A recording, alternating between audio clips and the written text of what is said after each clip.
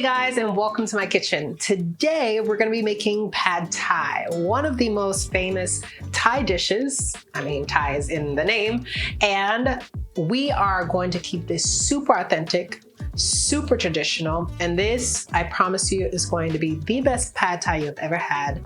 Nothing like anything that you're going to get from a restaurant here in America.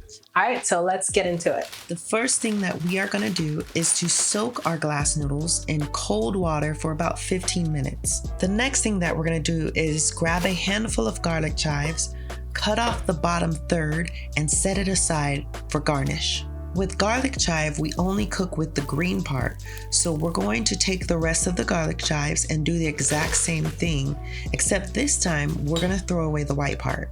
Now we can cut up our garlic chives into 2-inch pieces. We're going to throw them in a bowl of cold water to keep them fresh, and we're also going to throw in our bean sprouts. Don't forget to grab a handful of bean sprouts and set it aside for garnish. Then we're going to take our tofu and cut it into thin slices. Dice up 4 cloves of garlic and then split them in half. This will be very important for later. Next, we're going to take our shallots, peel them, dice them, and then we're going to split them into 2 preppings, just as we did with the garlic. We're going to take our peanuts and grind them up in a mortar and pestle. If you don't have a mortar and pestle, then just take a nice hammer and smash those nuts like they're your ex-husband.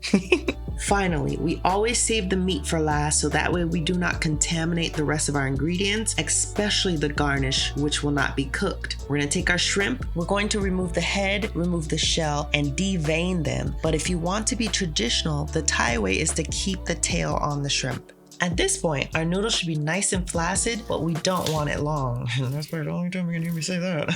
So, with a new pair of gloves and clean kitchen shears, I'm going to cut them into thirds to prevent them from tangling and make it easier to stir when we're frying later. Now it's time to make our sauce. It doesn't matter which order we put the ingredients, but I start with water, palm sugar. If you use too much palm sugar, your pad Thai can become very sticky, so we balance that out with regular sugar. Vinegar, salt, fish sauce, and then I stir and smash the palm sugar as much as I can to get it to dissolve faster. Then we add in tamarind paste, vegetable oil, and Korean red pepper for color, and then we boil this on medium for 10 minutes. Our sauce is done once it's thick enough to run your finger across the back and leave a streak. Earlier, I had you separate some of the ingredients into 2 servings, and here is why. If we throw all 4 servings of noodles into a tiny little pan, a lot of that noodle is not going to get the chance to caramelize and really turn this dish into magic. So I advise that you cook this meal 2 servings at a time. Some of you are going to want to just dump everything into one big pan and be done with it. But I promise you, take the time and patience to cook this meal with love, and it will pay off tenfold. Now, once our oil is heated up, we're going to add in half of our shallots and half of our garlic. We allow this to cook and toast until we can start to smell all of the garlic and goodness. But don't worry, our shallots are not going to burn or overcook because we're going to add in half of our shrimp, which will bring that heat back down and allow our shrimp to get some of that garlic flavor. However, we are not going to fully cook our shrimp here. We want it about 75% done. So shrimp takes about 4 minutes to cook. I would spend about 90 seconds on each side. As soon as it turns golden or pink, we flip it over to the other side and then we take it off. Shrimp is very expensive and it is a crime to overcook it. So please be very careful here because we're going to cook it some more later. Once all of our shrimp are removed, we can add half of our tofu, half of our dried shrimp, half of our radish, half of our peanuts. We're going to let this sit and kiss the bottom of the pan to get a nice roast until they turn golden brown. Then we're going to push everything to the center and we're going to add 2 eggs on top.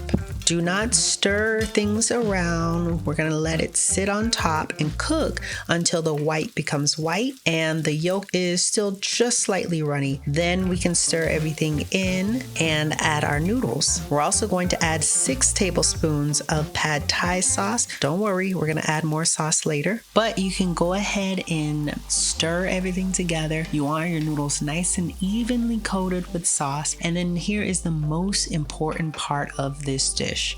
Spread everything out as much surface area as you can, and then let it sit there and kiss the pan.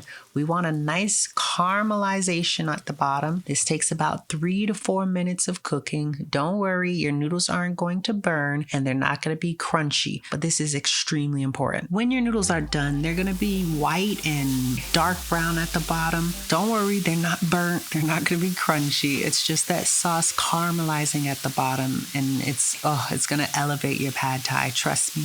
Now we're almost done cooking. We're gonna add back in our shrimp, mix it in and let that cook for about 60 seconds. Then we're gonna add in our garlic chive, bean sprout, and 2 tablespoons of pad thai sauce. We're going to cook our veggies until they're slightly wilted and the bean sprouts are slightly transparent. Once that happens, we're done cooking and it's time to eat. Plating our pad thai is fairly simple. We're gonna add some noodles and then making sure we get some of those shrimp. We have garlic chive. We're gonna add our bean sprouts, some peanuts on top, and then lime. And boom, dinner is ready. Phone apple tea. Cause that man is trouble, you best beware. And though deep down, I know I might be headed for teardrops. Now that you got